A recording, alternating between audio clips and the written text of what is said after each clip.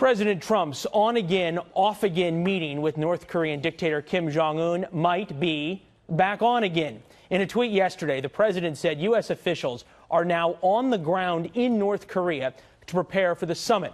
The State Department reports the team is in the demilitarized zone between North and South Korea. Just last week, President Trump pulled out of the June 12th meeting in Singapore because of what he called open hostility from the North. But now he seems to be taking a slightly more positive tone. Senior foreign affairs correspondent Greg Palkot live in Seoul, South Korea. So nighttime there, Greg, what more do we know about these talks that are happening just north of you at the DMZ?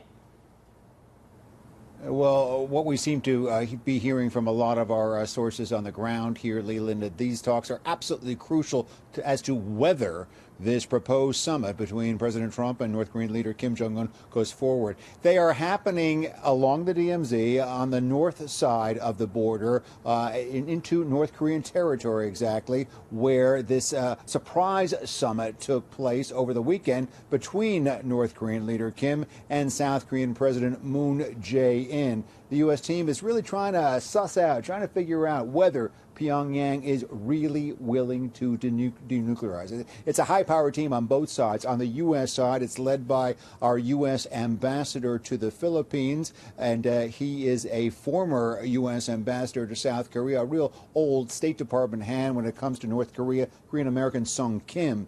On the North Korean side, the very powerful Vice Foreign Minister Cho Sun-hui. You might remember her. She commented last week in that explosive statement that Vice President Pence was a political dummy and nearly blew the summit out of the water. Again, the talks, Leland, are shrouded in secrecy. What we are hearing from North Korean state media on Monday is, and this is a rough paraphrase, that they will denuclearize on their own timetable, despite any external factors. That's probably what the U.S. negotiators don't want to hear, Leland.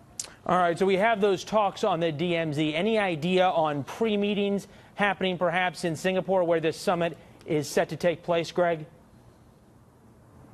Yeah, very quickly here, Leland. A couple of fronts in Singapore, the possible venue of this possible summit. We understand the White House Deputy Chief of Staff, Joe Hagan, he's on the ground with a team. He'll be meeting North Korean officials there. They'll be going over the nuts and bolts of a possible summit. And we also understand if things really go forward, then there could be one last meeting between Secretary of State Pompeo and a high-ranking North Korean official just to give the final go-ahead.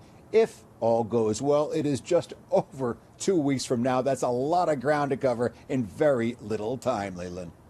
Greg Palkot, 4 a.m. in Seoul, South Korea. Appreciate you staying up for us. Greg, thank you.